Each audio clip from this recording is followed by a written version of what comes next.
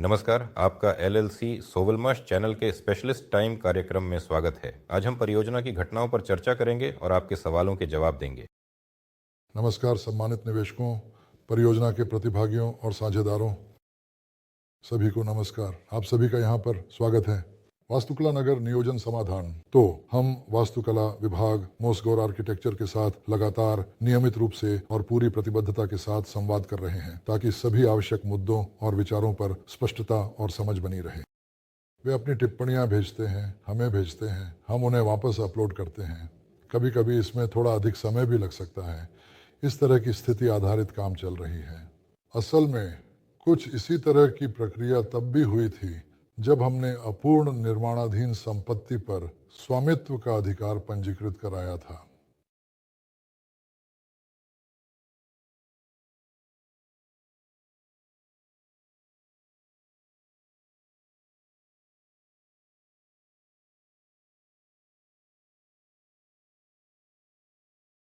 मान लीजिए वहाँ भी वही कैडस्ट्रल नंबर था, लेकिन पता चला उसमें शून्य भरने पड़ते हैं, और जब वह था ही नहीं तो यह किसे पता था, वगैरह वगैरह। लेकिन फिर भी हमने स्पष्ट रूप से स्वामित्व का अधिकार प्राप्त किया, उसे सफलतापूर्वक पंजीकृत कराया, और यहाँ भी हम पूरी तरह से सुनिश्चित रूप से अपना लक्ष्य हासिल करेंगे। इसलिए अंतिम टिप्पणियां दर्ज कर दी गई हैं, आवेदन अपलोड कर दिया गया है, विचार के लिए स्वीकार कर लिया गया है। अब हम परिणाम का इंतजार कर रहे हैं। पिछले 2 हफ्तों से हम उपकरण की सेटिंग और ट्यूनिंग पर सक्रिय रूप से काम कर रहे थे। तकनीशियन भी आए थे। एक तकनीशियन चीन से थे, वे कल ही वापस गए थे और वे स्टैंप और सेटिंग का काम देख रहे थे। उनकी और हमारी टीम की सच्ची मेहनत और सहयोग की बदौलत अब हम आपको यह उत्कृष्ट और शानदार उत्पाद गर्व के साथ मिलकर आप सभी के सामने दिखा सकते हैं। ये स्टेटर का पैकेट है और ये रोटर का पैकेट है। इसी रूप में ये स्टैंप से निकलते हैं। इन कार्यों की बदौलत हमारे कर्मचारियों को ज़बरदस्त अनुभव प्राप्त हुआ है, और यह उल्लेख करना चाहिए कि जब तकनीशियन आए तो पहले ही दिन कुछ घंटों के भीतर स्टैंप को चालू कर दिया गया। हमने अलग अलग गति पर काम किया। काम बहुत ही सुखद और अत्यंत संतोषजनक है, और सबसे महत्वपूर्ण बात यह है कि ये पहले से ही सीरियल नमूने हैं। यह पहला उपकरण है जिसे सीरियल उत्पादन के लिए विशेष रूप से और सावधानी पूर्वक बनाया गया था। और देखिए, चाहे कोई कुछ भी कहे, ये असल में कोर हैं, हमारे मोटरों में हों या फिर BLDC मोटरों में। सच कहें तो इनके बिना तो काम बिल्कुल भी नहीं चल सकता। ये सबसे ज़रूरी हिस्सा है, और ऐसे स्टैंपिंग उपकरण के बिना मोटरों के गंभीर और बड़े पैमाने पर सीरियल उत्पादन की बात करना, ये किसी भी दृष्टि से बिल्कुल भी गंभीर, व्यावहारिक या संभव नहीं है। अभी हमारे परिसर में एक और विशेषज्ञ काम कर रहे हैं जो कास्टिंग मशीन की सेटिंग कर रहे हैं। वे प्रेशर कास्टिंग की ट्यूनिंग में लगे हुए हैं। कल पहली कास्टिंग पूरी प्रक्रिया के अनुसार तैयार की गई थी। आप ध्यान से देख सकते हैं कि जब यह मशीन से बाहर निकलती है तो वह वास्तव में कैसी दिखती है।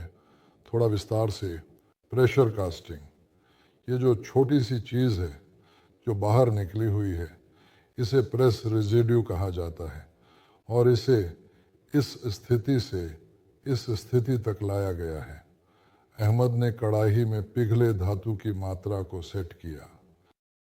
ये जो पुर्जे हैं, ये कोण ग्राइंडर के गियरबॉक्स का हाउसिंग है। ये जो अतिरिक्त हिस्से हैं, ये यहीं टूटकर गिर गए। लेकिन इसकी ज़रूरत क्यों होती है?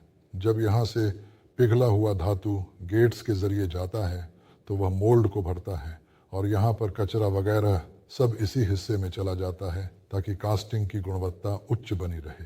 ये कास्टिंग शुरू में बिना दबाव के बनाई गई थी, बाद में ये दबाव के साथ बनाई गई। इसके साथ ही हम इन कार्यों के लिए अच्छी, संपूर्ण और पूरी तैयारी करने में पूरी तरह से बिना किसी कमी के सफल रहे। वहाँ काफ़ी बड़ा काम किया गया था, यहाँ तक कि इनगॉट मोल्ड भी बनाए गए जो भी ज़रूरी था, चाहे वह सेपरेटिंग कंपाउंड हो या सेपरेटिंग लुब्रिकेंट की संरचना या फिर प्लंजर पेयर की चिकनाई के लिए जो पिघले धातु पर दबाव डालते हैं। सब कुछ तैयार किया गया। ये सब कुछ खरीदा गया था, और मूल रूप से इसी के लिए हम सबको दिल से हार्दिक बधाई दी जा सकती है, सभी को सफलता के लिए। ये भी अब सीरियल प्रोडक्शन में सफलतापूर्वक चल रहा है। अभी तक हम इलेक्ट्रोटेक्निकल मिश्रण से ही ढलाई कर रहे थे, क्योंकि साथ ही साथ हम कॉकिल में भी कास्टिंग कर रहे हैं। दबाव वाली मशीन पर नहीं, बल्कि कॉकिल में ही, यानी सामान्य ढंग से, बिना किसी अतिरिक्त दबाव के। मैं आपको अभी दिखाता हूं कि हम यहाँ पर क्या डाल रहे हैं। ये एक बहुत हल्की सी चीज़ है जिसे आप आसानी से उठा सकते हैं। इसका आकार एक चमकदार तारे जैसा है जो देखने में बहुत सुंदर। ड्यूनो मोटर्स मोतिल्योक के लिए पैकेट 30-35 नहीं बल्कि 50 मिलीमीटर का है। यहाँ आप पूरा सेटअप देख सकते हैं, गेटिंग सिस्टम, और हम कॉकिल में फिलहाल हाथ से बिल्कुल ऐसी ही डिटेल्स को ही ढाल रहे हैं, यानी कि हर एक डिटेल को बहुत ध्यानपूर्वक ढाला जा रहा है। आपने देखा होगा इसी चैट नंबर 1 में ये जानकारी डाली गई थी कि स्टैंड और बुशिंग को ढालने के लिए आवश्यक टूलिंग पूरी तरह से तैयार कर ली गई है। अगली जो टूलिंग है वह स्टैंड, बुशिंग और पैकेट के लिए है, ताकि यह कार्य संभव हो सके और पूरी प्रक्रिया सुचारू रूप से आगे बढ़ सके। पहला विकल्प यह इसलिए है ताकि वहां 35 और 50 की अलग अलग मॉडिफिकेशन बनाई जा सकें। दूसरा विकल्प, इसमें स्टेटर पैकेट को स्टैंड के साथ एक साथ ढाला जाएगा, जिसमें यह दोनों चीजें पहले से तैयार एक ही हिस्सा एक मोनोलिथ के रूप में होंगी, जिसे औद्योगिक तरीके से अत्यंत कुशलता और न्यूनतम लागत में बड़े पैमाने पर बहुत ही व्यवस्थित, संगठित और सुव्यवस्थित रूप से बनाया जाएगा। यह वैसे आप देख सकते हैं स्टेटर पैकेट की प्लेटें हैं। यहाँ गलती से ग्राहक ने इसे पुकलेवका रिवेट्स पर इकट्ठा कर दिया। ऐसा नहीं करना चाहिए था। ये पुकलेवका, ये पिंस हटा दिए गए हैं। यहाँ वे कभी कभी दिखाई देते हैं, रोशनी में नजर आते हैं। यहाँ डिटेल्स हैं, रोटर और स्टेटर सेगमेंट्स बनाने के लिए स्टैंप्स हैं। आज ये साइट पर पहुंचे हैं, अच्छा लगा। बहुत प्रतीक्षित घटना आखिरकार हो गई, जिसका हम सभी बेसब्री से इंतजार कर रहे थे। कंट्रोलर अब आ गए हैं, जिनकी अनुपस्थिति के कारण हमारे काम में रुकावट आ रही थी। उनके आने से हमारी टीम को नई ऊर्जा और उत्साह मिला है। अब हम मोतिल्योक के अब हम निडर होकर इन्हें फिर से चला सकते हैं। मुझे उम्मीद है ये टिकेंगे। और सबसे महत्वपूर्ण बात, अब हमारे पास बीटीआर की कंप्लीटनेस को फिर से बहाल करने का मौका है, जिसे हमने पहले अलग कर दिया था। उस समय हमने कंट्रोलर और मोटरें दूसरी परियोजनाओं के लिए ले ली थीं। अब हम बीटीआर को फिर से बहाल कर सकते हैं। इसके लिए हमारे पास बैटरियां भी हैं, मोटरें भी हैं और अब कंट्रोलर भी है। और जितना मौसम और हालात इजाजत देंगे उतना ही हम कर पाएंगे, क्योंकि बीटीआर है, लेकिन सबसे पहली प्राथमिकता सीरियल प्रोडक्शन की शुरुआत है। और अब, जैसा कि हमने पहले भी विस्तार से बताया था, वह समय आ गया है, मई का महीना, जो हमारे लिए बहुत महत्वपूर्ण है, जब हमारे शेड्यूल के अनुसार हमें सीरियल प्रोडक्शन शुरू कर देना चाहिए था। हाँ, हमने सीरियल प्रोडक्शन की कुछ महत्वपूर्ण और आवश्यक प्रक्रियाओं में सचमुच जान फूंक दी है, उन्हें फिर से शुरू कर दिया है। लेकिन अभी हम पूरा प्रोडक्शन साइकिल शुरू नहीं कर पाएंगे। लेकिन फिर भी मान लीजिए, कढ़ाई के लिए जरूरी जितने भी छोटे बड़े पुर्जे होते हैं, उनके हजार सेट वेयर हाउस में पहले से ही रखे हुए हैं और हर चीज उपलब्ध है, सिवाय 2 मुख्य हिस्सों के, मोटर और कंट्रोलर। असल में मोटर के लिए हमारे पास ये सभी आवश्यक पुर्जे पूरी तरह से तैयार हैं। ये पुर्जे पूरी तरह से तैयार हैं। यह एक बहुत ही महत्वपूर्ण और विशेष पहलू तथा क्षण है। अभी इस समय वाइंडिंग को यहाँ खींचने के लिए मशीनें और यहाँ आने वाली स्क्विरल केज को डालने के लिए उपकरण बनाए जा रहे हैं। लेकिन ये सभी काम अब उन कोर पर भी अब बहुत आसानी से किए जा सकते हैं, जो लेजर से नहीं बल्कि परंपरागत औद्योगिक प्रक्रियाओं के माध्यम से बनाए गए हैं। इन सभी विशेषताओं की जांच करनी होगी ताकि कोई अप्रत्याशित समस्या न आए। हाँ, हमें भरोसा है, लेकिन इतने बड़े पैमाने पर उत्पादन शुरू करने से पहले सब कुछ एक बार फिर से अच्छी तरह जांचना जरूरी है। इन कामों को करते हुए हम श्रम लागत की गणना भी करते हैं। निर्माण में लगने वाला समय, इसमें लगने वाली सामग्री की मात्रा, उपकरण की घिसावट, रखरखाव, सब कुछ, हर चीज की गणना करते हैं। हम यह भी गिनते हैं कि वास्तव में इस पुर्जे की कितनी संख्या होगी और उस पुर्जे की कितनी संख्या होगी, क्योंकि यह पुर्जा, यह एक प्रक्रिया है, इसे जोड़ा गया। दूसरी प्रक्रिया है स्लॉट इंसुलेशन की स्थापना। तीसरी, कॉइल की वाइंडिंग, फिर खींचना, फिर एंड पार्ट्स का फॉर्मिंग, फिर सोल्डरिंग की प्रक्रिया, इन कंडक्टर के सिरों को सावधानी पूर्वक फिक्स करना, फिर इम्प्रेग्नेशन, सुखाना, और इसी तरह आगे की अन्य प्रक्रियाएं भी होती हैं जो क्रमशः पूरी की जाती हैं। जब हम सब कुछ गिन लेंगे, तब हम ऐसे ही अंदाजे से नहीं बल्कि बिल्कुल सटीक और स्पष्ट रूप से बता पाएंगे कि इस स्टेटर की लागत कितनी है और इस रोटर की लागत कितनी है। चैट नंबर 1 में हमने शाफ्ट के लिए तैयार की गई ब्लैंकों की तस्वीरें डाली थीं, जिन्हें सिर्फ टर्निंग प्रोसेस से नहीं बल्कि एक्सट्रूजन विधि से एक्सट्रूजन मशीन पर यानी एक्सट्रूजन से बनाया गया है। एक्सट्रूजन की मदद से यह किया जा सकता है। आप रॉड को मशीन में डालते हैं, वह स्वचालित मोड में ब्लैंक को काटती है, फिर उसे फोर्ज किया जाता है और शाफ्ट के लिए तैयार ब्लैंक मिल जाता है और फिर बस बाकी काम करना रह जाता है। छेद ड्रिल करना, फिक्सिंग नट के लिए थ्रेड काटना और बियरिंग्स के लिए माउंटिंग स्थानों की प्रोसेसिंग करना और उसी तरह रोटर की फिटिंग के लिए भी प्रोसेसिंग करना। यह तरीका शाफ्ट को टर्निंग से बनाने की तुलना में कहीं अधिक सस्ता, तेज और आसान है। यह ध्यान देने योग्य है कि यही वह मशीन है जिसकी चीन में रिसीविंग की गई है और इसके साइज भी पूरी तरह से मानकों के अनुसार है। निकट भविष्य में इसे भेजा जाएगा, बल्कि इसे तो हमें यहाँ भेजा भी जा चुका होना चाहिए। तब तक हमें शाफ्ट्स को टर्निंग से बनाना ही पड़ेगा जब तक वह मशीन नहीं आ जाती। और शाफ्ट्स के साथ काम करने के लिए मशीन पर एक रोबोट मैनिपुलेटर लगाया जाएगा जो कच्चे माल को मशीन पर लगाएगा और फिर उन्हें उतारेगा। कच्चे माल को स्टोरेज से सावधानी और ध्यानपूर्वक एक एक करके उठाएगा और तैयार माल को कंटेनर में सावधानी पूर्वक रखेगा। मैं एक और बात पर ध्यान दिलाना चाहता हूं कि हमने यह पुर्जा खुद अपने कारखाने में बड़ी मेहनत और सावधानी के साथ डाला है और इसी तरह के अन्य पुर्जे भी हमने पूरी जिम्मेदारी और ध्यानपूर्वक तैयार किए हैं। असल में यह इसलिए संभव हो पाया है क्योंकि हमने यांत्रिक प्रसंस्करण का एक विशेष सेक्शन तैयार किया है। इस सेक्शन में तरह तरह के उपयोगी, आवश्यक और विविध उपकरण इकट्ठा किए गए हैं जो ऐसे जटिल और महत्वपूर्ण प्रक्रियाओं के लिए उपयुक्त टूलिंग बनाने में पूरी तरह से सक्षम है। पहले तो हम इसके बारे में सोच भी नहीं सकते थे। अगर हम ये सब इतना सारा जरूरी सामान बाहर से मंगवाते तो इसमें कई सालों लग जाते, क्योंकि सोचिए, आप काम कर रहे हैं, आपके पास कोई ऑर्डर आता है और आप उस ऑर्डर को तभी पूरा करेंगे जब आपके पास समय होगा, है ना। इस तरह हर एक चीज़ में काफ़ी समय और पैसा यानी आपके कीमती संसाधन लग जाता है। और मैं उन सभी निवेशकों का दिल से धन्यवाद करना चाहता हूं जिन्होंने हम सभी पर इस महत्वपूर्ण परियोजना पर वास्तव में विश्वास किया और तमाम अफवाहों, परेशानियों और चर्चाओं के बावजूद वे लगातार इस परियोजना को आर्थिक रूप से समर्थन करते आ रहे हैं, क्योंकि यह सब आपकी हमेशा मदद, सहयोग और समर्थन के कारण ही संभव हो पाया है। क्योंकि शुरू में योजना यह थी कि इसे उन शुरुआती मुनाफों से ही पूरा किया जाएगा जो परियोजना के विकास और बाहरी व्यावसायिक ऑर्डरों से मिलेंगे, अर्थात कुछ अलग तरह की गतिविधियों से, जैसे कि अन्य संभावित स्रोत या फिर अन्य संभावनाओं के माध्यम से। लेकिन यह सब आपके कारण ही संभव हो पाया। आपका बहुत बहुत धन्यवाद, क्योंकि आपके बिना यह असंभव था।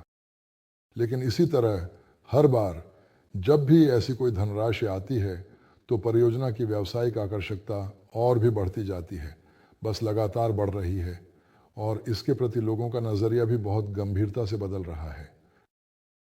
मैं एक और घटना का उल्लेख करना चाहता हूँ। सच कहूँ तो आखिरकार बहुत ही लंबे समय के बाद हमें दो विपरीत दिशा में चलने वाले 2 स्ट्रोक इंजन मिल गए हैं।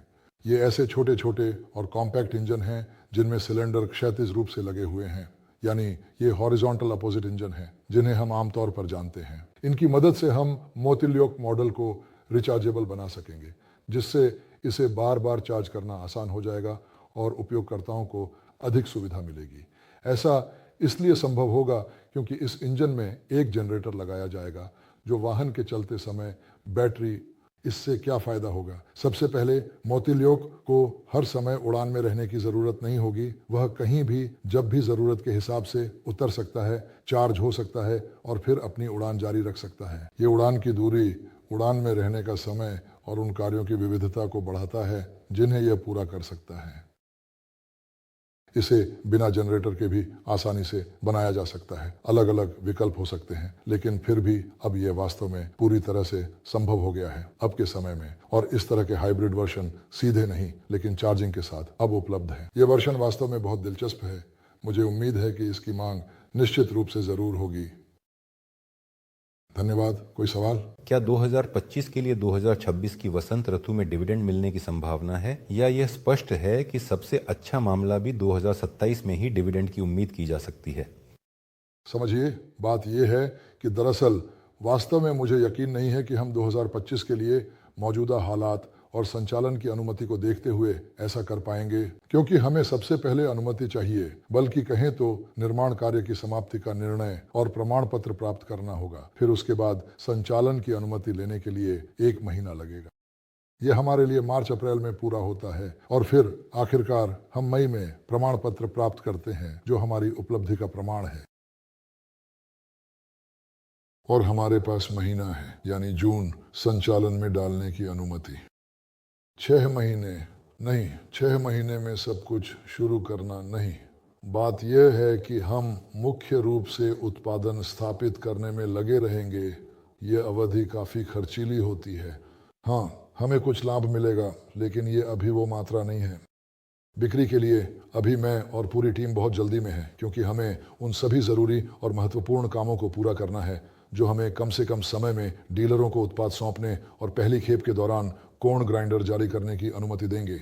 लेकिन कृपया ध्यान दें, पहले लॉन्च की कुल मात्रा केवल 1000 यूनिट ही होगी और यह संख्या सीमित है। हाँ, मुझे उम्मीद है कि उस समय तक हम अपनी सारी पुर्जे खुद बनाना शुरू कर देंगे, लेकिन फिर भी कुछ चीज़ें चीन से खरीदनी ही पड़ेंगी। डीलरशिप के बारे में जानकारी दें। हमें बहुत सी बातें समझ में नहीं आ रही, लेकिन इच्छा है। टेलीग्राम में एक ग्रुप है, लेकिन कोई जानकारी नहीं। मैं व्लादिवोस्तोक से हूँ। यहाँ इस काम को आगे बढ़ाना बहुत चाहता हूँ, और वैसे भी पूरे सुदूर पूर्व में। मैंने आपका सवाल समझा। ये सिर्फ आपका सवाल नहीं है, अभी बहुत से सवाल आ रहे हैं। डीलरों के साथ काम करने की शर्तें और प्रक्रिया पर काम किया जा रहा है। क्योंकि देखिए, एक सवाल यह भी है कि क्या एक व्यक्तिगत उद्यमी आईपी कर सकता है या नहीं। ये सवाल मारिया जुजा ने पूछा था। लेकिन एक व्यक्तिगत उद्यमी के रूप में वह व्यापार नहीं कर सकती। उसे कुछ करना होगा, और हर व्यक्तिगत उद्यमी को कुछ करना ही होगा। इसका मतलब है कि हमें उन्हें उत्पाद को कुछ कंस्ट्रक्टर के रूप में, यहाँ पर ही यानी एक विशेष कंस्ट्रक्टर के रूप में देना होगा। लेकिन फिर यह कंस्ट्रक्टर जो भी इसे असेंबल करता है, उसे इस बात की जिम्मेदारी लेनी होगी कि उसने इसे कैसे असेंबल किया। इसका मतलब है हमें ऐसी कुछ प्रक्रियाएं तय करनी होंगी जो किसी भी तरह से मुख्य उपभोक्ता विशेषताओं पर असर न डाल सकें। दूसरी बात यह है कि जो लोग डीलर बनना चाहते हैं, वे आर्थिक रूप से उचित और तर्कसंगत मात्रा में खरीदारी नहीं कर सकते, क्योंकि 1-2 यूनिट लेना बहुत महंगा पड़ता है।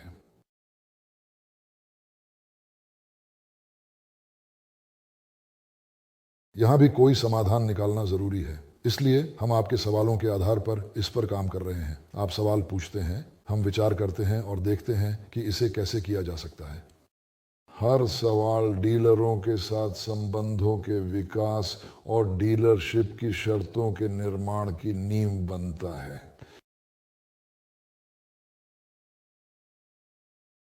हम तो यही चाहते हैं कि सभी के हितों का अधिकतम ध्यान रखा जाए, जितना संभव हो सके सभी तार्किक हितों का। और यकीन मानिए, जो सवाल पूछे जाते हैं वे बहुत ही तर्कसंगत होते हैं। दरअसल ये सवाल वाकई में बहुत ही तर्कसंगत है, खासकर विक्रेता के नज़रिए से, क्योंकि हम तो अपने व्यक्तिगत दृष्टिकोण से सोच सकते हैं कि आखिरकार यह वास्तव में कैसा दिखना चाहिए। लेकिन आपकी राय ज़्यादा मूल्यवान है, क्योंकि वह सीधे स्थिति के आकलन से आती है। जैसा कि आप जानते हैं, हम एक नज़रिए से देखते हैं, जबकि संभावित डीलर बिल्कुल अलग नज़रिए से देखते हैं। उनकी राय ज़रूरी। यहाँ सवाल दोहराए जा रहे हैं, और अगला कमेंट ये है। चलिए अब समेटते हैं। मई की छुट्टियों की शुभकामनाएं। आप सभी को आने वाले सभी त्योहारों की ढेर सारी शुभकामनाएं। इन्हें अच्छे से और खुशी खुशी मनाएं। बहुत जल्द ही फिर से मिलेंगे। अपना पूरा ख्याल रखें। अलविदा।